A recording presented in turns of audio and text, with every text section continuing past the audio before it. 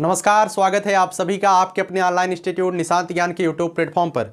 मैं नितिन उपाध्याय आप सभी का स्वागत करता हूं, अभिनंदन करता हूं आज के अपने इस वीडियो में। मित्रों, आज के वीडियो का टॉपिक मैंने कल से बताया था कि सिद्धांतों की शुरुआत में करने वाला हूं। विशेष करके यूपी टेट की जो बेसिक्स थी सीडीपी की वो मैंने कंप्लीट करवा दिया है 15-16 वीडियो में। उसके बाद अब जो चीज़ें आपको मैं आगे पढ़ा रहा हूँ ये सभी चीज़ें जो है टॉपिक जितने भी आएंगे सिद्धांत पर, ज़्यादा टॉपिक सिद्धांत पर। तो लगभग 10 से 15 वीडियो आपको सिद्धांत पर आपको देखने को मिलेंगे। उसके बाद जो वीडियो होंगी और कुछ कॉन्सेप्ट बचे होंगे तो उसे मैं पढ़ा दूंगा। विशेष करके मान के चलिए 17-18 क्लासेज हो चुकी हैं। इसके बाद आपको अभी 17-18 क्लासेज ही और देखने को मिलेंगी। उम्मीद है कि 40 से 45 क्लासेज में मैं पूरी तरीके से सीडीपी को कंप्लीट कर दूंगा। ठीक है, जो बच्चे नोट्स के लिए बोल रहे हैं, मैं नोट्स के लिए व्यवस्था कर रहा हूँ। देखिएगा, मैं जो नोट्स आपको दूंगा एक बार में मैं आपको नोट्स अभी नहीं प्रोवाइड कर पाऊंगा। ठीक है, जैसे रीगी एप्लीकेशन पे मैं नोट्स देता हूं वैसे ही नोट्स दूंगा। उससे मुझे घाटा होता है, काफ़ी लोग इधर उधर शेयर करते हैं, मुझे उससे मतलब नहीं है। मात्र 2 सब्जेक्ट का नोट्स मैं दूंगा, एक ईवीएस का दूंगा, एक सीडीपी का दूंगा। मित्रों, सीडीपी अभी मैं पढ़ा रहा हूं तो उसका नोट्स मैं वहां पर अपडेट करता रहूंगा। ठीक है, कुछ लोग कहेंगे एक ही बार में नोट्स मिल जाए तो अच्छा है, मुझे भी लगता है एक ही बार में मिल जाए तो अच्छा है, लेकिन अभी मेरे पास तैयार है नहीं। ठीक है, तो मैं लगातार अपडेट करता रहूंगा। जब मैं सीडीपी समाप्त कर दूंगा, ठीक है, उसके बीच में अगर मुझे लगेगा कि ईवीएस देना चाहिए तो ईवीएस भी दे दूंगा, लेकिन जब मैं सीडीपी समाप्त कर दूंगा तो एक कंबाइंड नोट्स आपके पास हो जाएगा। और अगर आप नोट्स बना रहे हैं तो अच्छी बात है, कोई दिक्कत आपको नहीं है।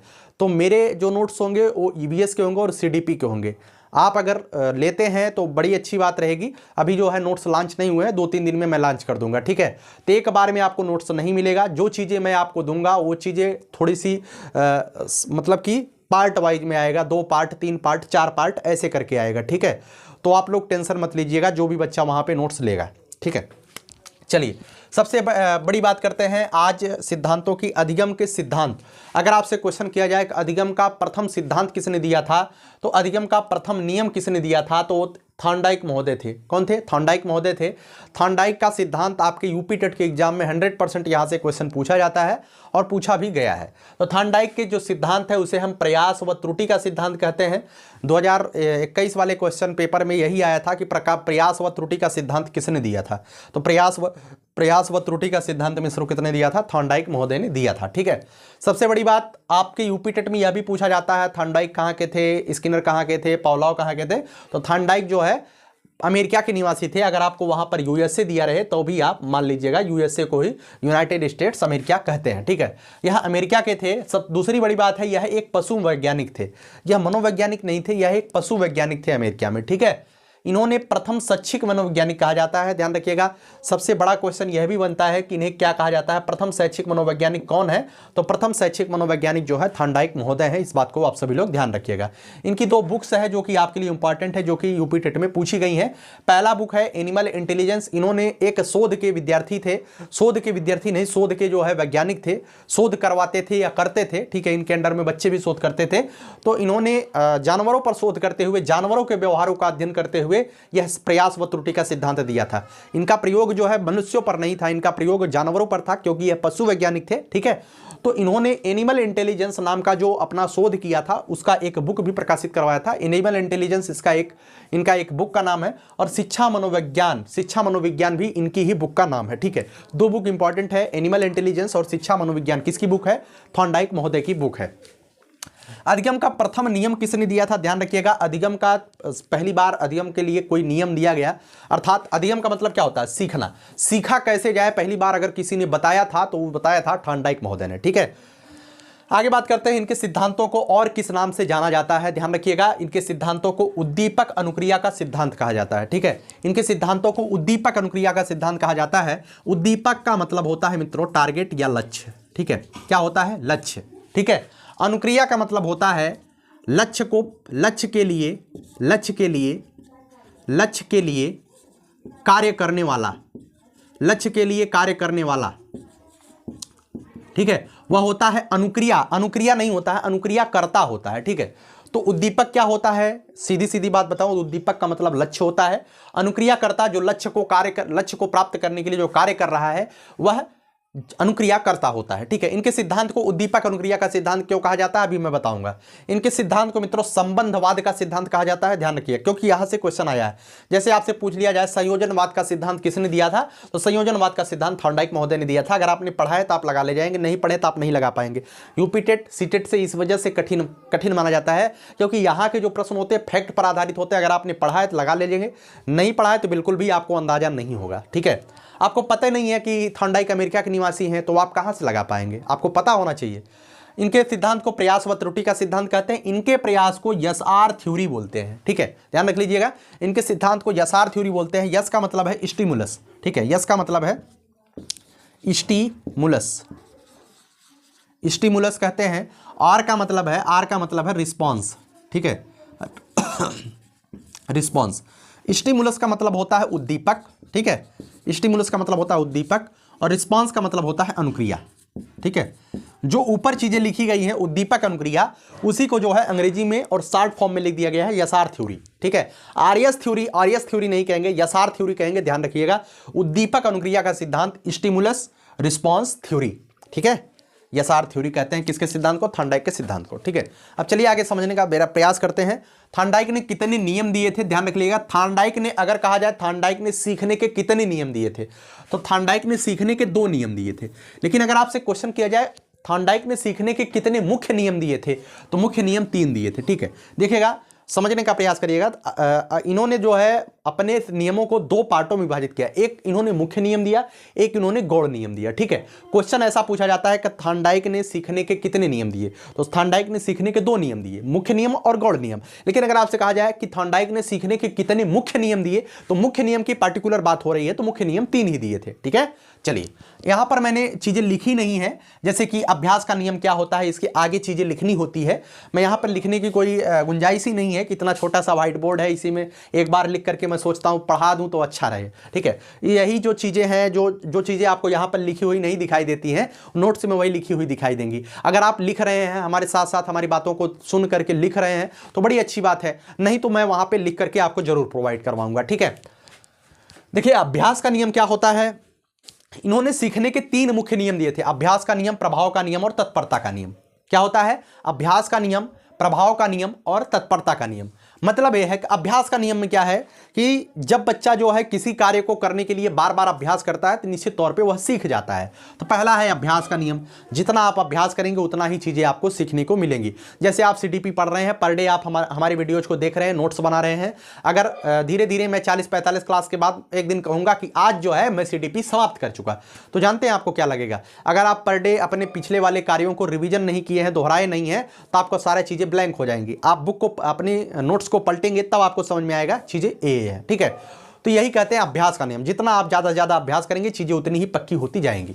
प्रभाव का नियम क्या होता है मित्रों, प्रभाव का नियम यही होता है कि जैसे कि आप जो है जैसे एक बच्चा है, ठीक है, एक बच्चा है, वह घर में कार्य कर रहा है, घर में क्या कर रहा है, कार्य कर रहा है। तो अगर वह संतोषजनक कार्य कर रहा है तो उसके माता पिता उसका सपोर्ट करेंगे। ठीक है, सपोर्ट करेंगे और सपोर्ट करेंगे, कहेंगे बहुत बढ़िया बेटा, आप बढ़िया कार्य कर रहे हो। तो जो उसके माता पिता उसे जो है देंगे, क्या देंगे, पॉजिटिव, सकारात्मकता उसे देंगे, वह बच्चा जो है प्रभावित होगा उससे, अभिप्रेरित होगा उससे। और जब अभिप्रेरित और प्रभावित होगा तो वह और अच्छा कार्य करने के लिए प्रेरित होगा, अर्थात माता पिता के कार्यों में सहभागिता दिखाएगा। यही होता है प्रभाव का नियम। ठीक है, तो प्रभाव का नियम मतलब समझ रहे हैं, प्रभाव मतलब प्रभाव देना। ठीक है, अगर आपके प्रभाव से बच्चा बेहतर कर रहा है तो प्रभाव का नियम में आएगा। आप एक अध्यापक हैं, आप एक अध्यापक होने के नाते थॉर्नडाइक का नियम क्यों पढ़ रहे हैं, क्योंकि आपको बच्चों के बीच जाना है और इन चीजों से होकर के गुजरना है। ठीक है, आपके क्लास में बच्चा जो है नादानी भी करेगा, अगर बच्चा नादानी करता है तो उसे जो है समझाने की जरूरत है, प्रेम से बताने की जरूरत है। आप उसे लठिया देंगे तो बच्चा हीन भाव में आ जाएगा। ठीक है, तो यही है प्रभाव का नियम। अगर बच्चा नकारात्मक कार्य भी कर रहा है तो उसे सकारात्मक एटीट्यूड के साथ समझाइए कि बच्चा समझ जाए, है ना। आगे बात करते हैं तत्परता का नियम। तत्परता का नियम होता है रेडीनेस। ठीक है, लॉ ऑफ रेडीनेस, मतलब कितना आप रेडी है, तैयार हैं। ठीक है, अगर मैं आपसे कहूं कि आप कितना रेडी हैं यूपी टेट के लिए, कुछ लोग इतने रेडी हैं कि वो जो है यूथ कंपटीशन की बुक ले लिया है, घटना चक्र की बुक ले लिए हैं, उसके बाद एक और भी कई पब्लिकेशन, 4-5 पब्लिकेशन की पूरी बुकें ले आकर के घर पे रख ली है। उसके बाद हमारे पास कॉल करके पूछते हैं भैया ये बताइए ये CRT वाला बुक ले लें जो प्राइमरिया में चलती है कि ना लें। ठीक है भाई, इतनी बुक ला करके रख लियो, अब क्या जरूरत है प्राइमरिया में जो चलती है। आपको एक धन एक नहीं आता है, जिसको एक धन एक, तीन धन तीन और ए धन बी का होल स्क्वायर पता नहीं है, उसके लिए मैं कहता हूँ CRT पढ़नी चाहिए। लेकिन और जो GS वाला पोर्शन है उसके लिए मैं कहता हूं एक बार आपको पढ़ लेनी चाहिए। आता भले है लेकिन एक बार आपको पढ़ लेनी चाहिए कौन कौन सी चीजें यहां पे हैं। ठीक है, तो तत्परता का नियम यही है कि आप गवर्नमेंट जॉब के लिए कितना तत्पर हैं। आप किसी और के लिए भी तत्पर रहते होंगे, एक कॉल आता होगा तुरंत धड़ाक से फोन, हाँ बताइए, आप कहीं भी रहो है ना, मतलब वहां पे वो अगर मेन पॉइंट से कॉल आ गया तो कई लोगों को मैंने देखा है कि समझ लीजिए कि हर एक कार्य को छोड़ करके पहले उस कार्य को अंजाम देने पर लग जाएंगे। ठीक है, तो उतने तत्पर है, इतना तत्पर आप नौकरी के लिए हो जाए, किसी परीक्षा के लिए हो जाए, किसी एग्जाम के लिए हो जाए, 100% एग्जाम उसका आपके सामने कुछ नहीं, जितना तत्पर आप उस कार्य के लिए होते हैं। ठीक है, और मिलेगा कुछ नहीं। ठीक है, तो अभ्यास का नियम क्या है, प्रभाव का नियम क्या है, तत्परता का नियम क्या है, आपने समझ लिया, कुछ इसमें बताने की जरूरत नहीं। आपसे बस यही क्वेश्चन पूछा जाएगा कि सीखने के थॉर्नडाइक के सीखने के 3 मुख्य नियम कौन कौन से, एक है अभ्यास का नियम, एक है प्रभाव का नियम, एक है तत्परता का नियम। इसमें कोई और देगा कौन सा मुख्य नियम नहीं है। ठीक है, इनके कुछ 5 गौण नियम है। कितने गौण नियम है? 5 है। ध्यान लिख लीजिए, बहुप्रतिक्रिया का नियम, बहुप्रतिक्रिया का नियम, यहां पे का नियम लिख लीजिएगा। ठीक है, बहुप्रतिक्रिया का नियम, इसका मतलब क्या है कि बालक जो होता है वह जो है तमाम सारी प्रतिक्रियाएं करता है। एक प्रतिक्रिया के द्वारा बालक, हम आप भी बच्चे रहे होंगे तो आप पहली बार में इसे क्या बना लिए थे? नहीं बना पाए थे। आप बहुत बार प्रक्रिया किए थे, बहुत बार, बहुत पहले गोला गोला गोला गोला इस तरीके से बनाए, फिर डंडा डंडा पारे, ऐसा हम लोग करने के बाद, बहुत प्रतिक्रिया करने के बाद ही हम सीख पाए थे। तो जो बालक होता है, जो अधिगम करता है, वो अनेक प्रतिक्रियाओं से गुजरता है, मतलब अनेक बार प्रयास करता है, उसके बाद वो चीजें सीखता है। तो बहुप्रतिक्रिया का नियम यही कहता है। आगे बात करते हैं मनोवृत्ति का नियम। मनोवृत्ति का नियम होता है कि आप किसी कार्य को करने के लिए कितने, मनोवृत्ति का नियम यही है कि मतलब कितना बच्चा जो है अपने मन से तैयार है। ठीक है, तत्परता के नियम में मनोवृत्ति का नियम आप जोड़ सकते हैं। वहां तत्परता में बच्चा रेडी था, मनोवृत्ति में यही है। मनोवृत्ति में बच्चे के मन के अंदर जो है अपने लक्ष्य को प्राप्त करने के लिए कितना अंदर से तैयार है, अर्थात यूं कहा जाए तो उसकी जो आंतरिक आंतरिक प्रेरणा है वो अच्छी है या नहीं। ठीक है, अगर बच्चे की मनोवृत्ति ही नहीं सही है, आप उसे सिखाते जाओ भाई नहीं सीखेगा। ठीक है, आप उसे लतियाते जाओ नहीं पढ़ेगा, क्योंकि उसका मनोवृत्ति नहीं है भाई पढ़ाई करने में, उसका मनोवृत्ति है फुटबॉल खेलने में, क्रिकेट खेलने में, तो आप उसे उसी लाइन में ले जाइए। वो गाना गाता है, दिन भर भोजपुरिया गाना सुनता है और गाने का प्रयास करता है, तो उसका उसी में मनोवृत्ति है, वो पढ़ेगा नहीं, वो SDM नहीं बनने वाला है, मास्टर नहीं बनने वाला। वो बनेगा तो संगीतकार बनेगा, तो फाइटर बनेगा तो फुटबॉलर बनेगा, क्रिकेटर बनेगा। तो आप उसे क्यों ढकेल करके सुपर टेट और यूपी टेट और BEd और BTC की तैयारी करवा रहे हैं? नहीं करेगा भाई, क्योंकि उसकी मनोवृत्ति पहले से बदली हुई है। तो जो मनोवृत्ति का नियम है यही है कि बालक की टारगेट को प्राप्त करने के लिए एक मनोवृत्ति होती है, एक सकारात्मकता अंदर होती है। ठीक है, समझने का प्रयास करिएगा। आगे बात करते हैं आंशिक क्रिया का नियम।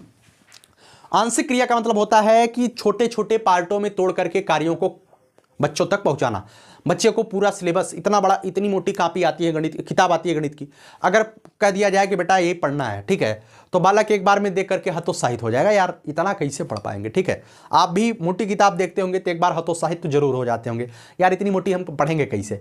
लेकिन होता क्या है, होता यही एक आंशिक, मतलब छोटा छोटा पार्टों में तोड़ करके। ठीक है, जब आपको वही कहा जाता है कि 3 पार्ट एक बार में पढ़ना है, उसके बाद 3 पार्ट एक बार में पढ़ना है। जैसे मैं आपको पढ़ा रहा हूँ, एक दिन में कुछ लोग होते हैं, कुछ लोग क्या, यूट्यूब पर एक प्रचलन है कि जैसे सब चीज़ें हो गई, उसके बाद एक बार आपको मैराथन दे दिया गया, 10 घंटा 8 घंटा का मैराथन। निश्चित तौर पे मैराथन तो वही सीख पाएगा जो पहले से पढ़ा है, जो पहले से कभी थॉर्नडाइक के सिद्धांत को प्रॉपर पढ़ा ही नहीं है। मैराथन में 4 घंटे के मैराथन में क्या सीखेगा वो? केवल ज़्यादा बच्चा मैराथन देख रहा है तो वह भी मैराथन देखेगा, हाँ यहाँ से क्वेश्चन आएगा। ठीक है, आता होता है नहीं, क्योंकि आप पहले से उसके लिए तैयार है नहीं। तो आंशिक क्रिया का मतलब किसी बड़े कार्य को छोटे छोटे कार्यों में, छोटे छोटे टुकड़ों में तोड़ करके करना। ठीक है, यही होता है आंशिक क्रिया का नियम। आगे करते हैं आत्मीकरण का नियम। आत्मीकरण का मतलब होता है लॉ ऑफ एसिमिलेशन, मतलब अपने पूर्व ज्ञान को, आत्मीकरण का मतलब अपने पूर्व ज्ञान की सहायता से नए ज्ञान को प्राप्त करना, यही होता है आत्मीकरण। ठीक है। पूर्व ज्ञान की सहायता से नए ज्ञान को प्राप्त करना, अर्थात जैसे कि आप बचपन में साइकिल चलाए होंगे। आज तो छोटा बच्चा छुटकी वाली साइकिल आती है, 2 चक्का वाली चलाता है तो बैलेंस उसका शुरू से हो जाता है। हमारे समय में नहीं होती थे, हमारे समय में होती थी भाई, हम बहुत दादा बाबा के जमाने के नहीं है, लेकिन होती थी, लेकिन शायद हम लोगों ने चलाया नहीं 2 चक्का वाला छोटकी साइकिल। तो जब हम कक्षा 5वीं में गए, मैं अपनी बता रहा हूँ, कक्षा 5वीं में जब मैं गया तब मुझे साइकिल 2 चक्का वाली जो साइकिल होती है वो चलाने का प्रयास किया, है ना। आप लोगों में से बहुत से लोग जो है पहले कैंची चलाए हैं, फिर डंडा चलाए हैं, फिर गद्दी चलाए हैं। हमने 3 प्रक्रिया करके 3 बार प्रयास करने के बाद फाइनली जो है साइकिल चलाना सीखा था। हमारा पूर्व ज्ञान है कि बहुत प्रयास करने के बाद हमें साइकिल चलाना आया था। लेकिन अभी आप अगर गाड़ी चलाना सीखते हैं, 2 व्हीलर गाड़ी, 4 व्हीलर नहीं, 2 व्हीलर, अगर साइकिल चलाना आपने एक बार बैलेंस बनाना सीख लिया है तो 2 व्हीलर पे बैलेंस बनाने में आपको समस्या नहीं होगी। डायरेक्ट आप 2 व्हीलर पे बैलेंस बनाने बैठेंगे तो रोज लेकर के गिर पड़ेंगे, आपको रोज हड्डी गुड्डी छटकी रहेगी। लेकिन पहले आपने अपना हड्डी गुड्डी छटका लिया है, जो भी छटकना था, अब आप बैलेंस बनाना जान गए हैं। तो आत्मीकरण का मतलब है कि अपने पूर्व ज्ञान को, अर्थात साइकिल वाले ज्ञान को अब हम मोटरसाइकिल में प्रयोग कर ले रहे हैं। भले ही मोटरसाइकिल में गियर और ये सब लगाना पड़ रहा है, वो नॉर्मल सी बात है, आ जाता है, लेकिन अगर बैलेंस ही बनाना नहीं आ रहा है तो आप मोटरसाइकिल चला ही नहीं पाओगे। तो पहले हमने साइकिल के लिए बैलेंस बनाना सीखा, वो जो मेरा पूर्व ज्ञान था, वो मेरा पूर्व ज्ञान नए ज्ञान अर्थात मोटरसाइकिल चलाने में हम उसका प्रयोग कर रहे हैं। यही होता है लॉ ऑफ एसिमिलेशन अर्थात आत्मीकरण का नियम। आगे बात करते हैं मित्रों साहचर्य क्रिया का नियम। साहचर्य क्रिया का नियम यही, मैं आपको बता दूं, साहचर्य क्रिया का नियम यही है कि किसी कार्य को, कोई चीज आप किसी अलग कंडीशन में कर रहे हैं, उसी कार्य को जो है दूसरी मतलब एक जगह पर कोई कार्य अलग कंडीशन में कर रहे हैं, अलग तरीके से कर रहे हैं, बिल्कुल दूसरे स्थिति में, अर्थात किसी जगह पे आप कोई कार्य जो है अलग तरीके से कर रहे हैं, दूसरी जगह पर कोई कार्य बिल्कुल सेम, जगह भले बदल जाए लेकिन तरीका वही रहे, ठीक है, तरीका वही रहे। साहचर्य क्रिया का मतलब है कि किसी कार्य को जो है एक ही तरीके से अलग अलग स्थानों पर किया जाए, या यूं कहे तो साहचर्य का मतलब साथ साथ, ठीक है, साहचर्य का मतलब साथ साथ। मैं नोट्स में इसे अच्छे से मेंटेन कर दूंगा। साहचर्य का मतलब क्या होता है, साथ साथ होता है। उदाहरण के माध्यम से समझने का प्रयास करिए। जैसे आप जो है गणित पढ़ते हैं और फिजिक्स पढ़ते हैं। गणित में जो है क्या करते हैं, गणित में करते हैं कि आप गुणा जोड़ घटाव गुणा भाग करते हैं, बोडमास रूल का प्रयोग करते हैं। फिजिक्स के न्यूमेरिकल में भी, डेरिवेशन में भी गुणा जोड़ गणित गुणा भाग जो भी होता है वो फिजिक्स गणित वाले पार्ट को तो आप जो है यहाँ पर ला करके प्रयोग कर रहे हैं। साहचर्य यही है, ठीक है। साहचर्य क्रिया का मतलब जो कार्य मैं यहाँ कर रहा हूँ गणित में, वही कार्य मैं फिजिक्स में भी कर रहा हूँ। थोड़ा सा अंतर है, गणित में केवल प्योर गणित लगा रहा हूँ, यहाँ पर कुछ कॉन्सेप्ट के साथ मैं फिजिक्स को हल करने का प्रयास कर रहा हूँ, लेकिन कहीं ना कहीं गणित वाले कॉन्सेप्ट का प्रयोग हम फिजिक्स में कर रहे हैं, ठीक है। तो उम्मीद करता हूं समझ पाए हैं। और भी कई उदाहरण है भाई साहचर्य क्रिया के, कोई जरूरी नहीं है कि यही गणित और फिजिक्स वाले उदाहरण ले। उम्मीद है कि मेरा मतलब है कि आप समझ जाएं, ठीक है, और उम्मीद है समझ पाए होंगे। बहुपद क्रिया अर्थात बार बार प्रयास करने के बाद आखिरी में सफलता मिलेगी। मनोवृत्ति, पॉजिटिव एटीट्यूड होना चाहिए। अगर आपका मनोवृत्ति ही नहीं सही है तो आप जिंदगी में नहीं सीख पाएंगे। आंशिक क्रिया, कार्यों को जो है तोड़ तोड़ कर किया जाता है। आत्मीकरण, पूर्व ज्ञान को नए ज्ञान के साथ जोड़ करके, नए ज्ञान में पूर्व ज्ञान को जोड़ करके कोई चीज़ हासिल करना, कोई चीज़ सीखना। साहचर्य क्रिया का नियम, साहचर्य क्रिया का मतलब साथ साथ किसी कार्य को जो है अंजाम देना। पहले जो कार्य हुआ है ठीक उसी तरीके से दूसरी जगह पर हम कार्य कर लें, ठीक है। आगे बात करते हैं, इन्होंने प्रयोग किस पर किया था, बिल्ली पर प्रयोग किया था। मैं यहाँ पे मिटा देता हूँ, अब आपको मैं प्रयोग बता देता हूँ इन्होंने प्रयोग कैसे किया था, ठीक है। देखिए, एक पिंजड़ा लिया था और पिंजड़े में जो है यहाँ पर लीवर लगा हुआ था। क्या लगा हुआ था, लीवर, ठीक है। और यहाँ पर जो है एक जो है लीवर लगा हुआ था, और यहाँ पर जो है एक क्या था, यहाँ पर एक गेट था, ठीक है, गेट था। और यहाँ पे भूखी बिल्ली बैठी हुई थी। बिल्ली कैसी थी, बिल्ली भूखी थी। भूखी बिल्ली के सामने यहाँ पर प्लेट में जो है मृत मछली थी। क्या थी, मृत मछली, ठीक है। जो बिल्ली थी उसे इन्होंने कहा अनुक्रियाकर्ता। क्या कहा, अनुक्रियाकर्ता कहा, ठीक है। और जो मृत मछली थी उसके लिए उद्दीपक थी, लक्ष्य था। बिल्ली अगर भूखी हुई है तो उसका टारगेट होगा कि मैं मछली को खा जाऊं। अब भैया मछली उसके सामने आ गई तो उसकी भूख और तेज बढ़ गई। जब और तेज बढ़ गई, जो बिल्ली है लगातार इधर उधर उछल रही है, प्रयास कर रही है, सीधा मतलब इतना प्रयास कर रही है कि पिंजड़ा को तोड़ करके जा करके मछली खा ले, लेकिन वो लोहे का टूटेगा थोड़ी, ठीक है। अचानक से बार बार प्रयास करने के बाद उसका अचानक से पैर जो है इसी लीवर पे लग जाता है। जैसे लीवर पे लगता है तैसे गेट खुल जाता है। जैसे गेट खुलता है वो तुरंत जाकर के मछली खा लेती है। फिर थॉर्नडाइक साहब भीतर कर देते हैं बिल्ली को, फिर बंद कर देते हैं। फिर अगले दिन जो है 2-3 दिन भूखी रखने के बाद बिल्ली को फिर वही करते हैं, फिर वही करते हैं, फिर बिल्ली ऐसे ऐसे कूदती है, धड़ाक से उसका हाथ चला जाता है। अब देख रहे हैं जैसे जैसे वो इस प्रयोग को दोहरा रहे हैं, धीरे धीरे देख रहे हैं बिल्ली को ज्ञान होता जा रहा है, भाई इतना कूदे क्यों धड़ाक से।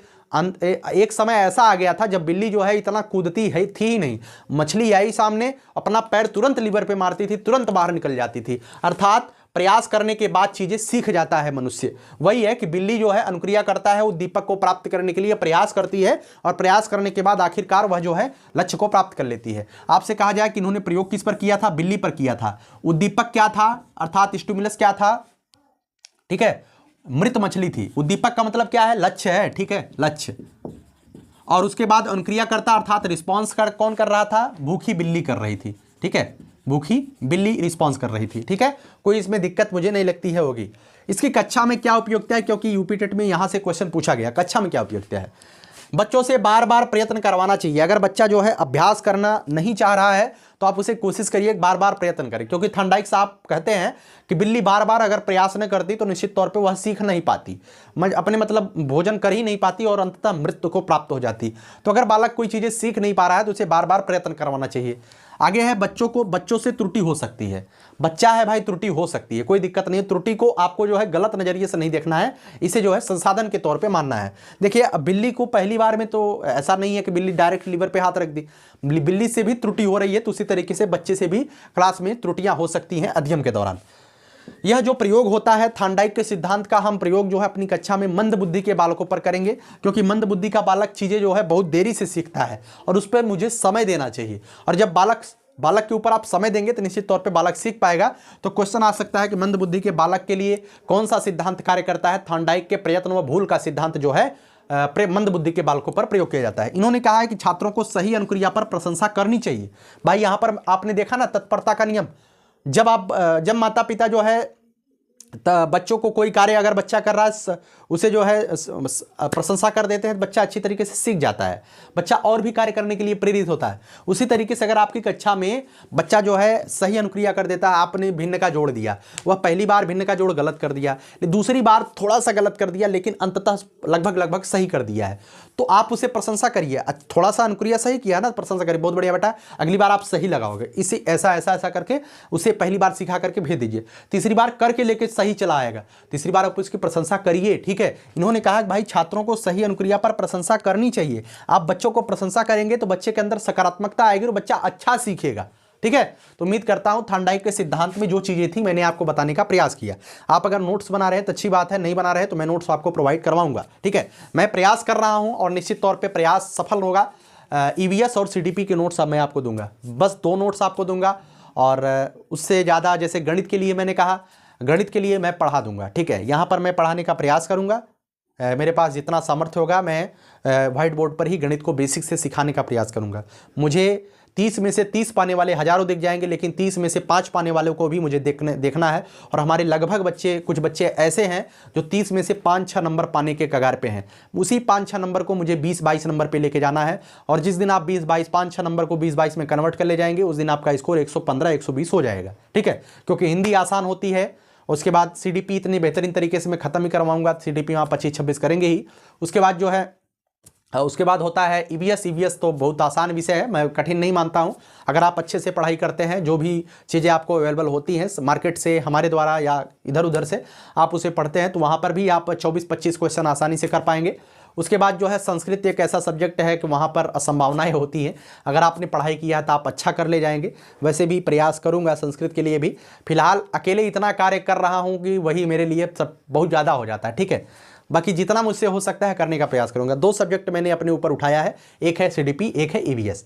मैथ के लिए मैंने कहा कि भाई मैथ के लिए मैं आपसे कुछ ले नहीं रहा हूं, मैंने आपसे वादा किया है मैं करने का प्रयास करूंगा व्हाइट बोर्ड पर ही, ठीक है। जो भी होगा आपके सामने आएगा, ठीक है ना भाई। मेहनत कर रहा हूं तो उसका कुछ ना कुछ मुझे मेहनत मिलना चाहिए। इसके लिए आप सभी लोग वीडियो को लाइक कर दिया करिए, चैनल पे पहली बार आते हैं सब्सक्राइब कर लिया करिए, और वीडियो को अगर आपको लगता है कि मैं आपके लिए मेहनत कर रहा हूं तो शेयर भी आप कर सकते हैं। बाकी आपकी इच्छा, प्रयास मेरे द्वारा लगातार किया जाएगा आपको बेहतर बनाने के लिए, ठीक है।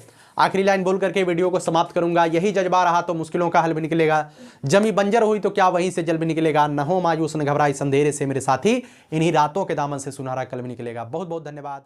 जय हिंद।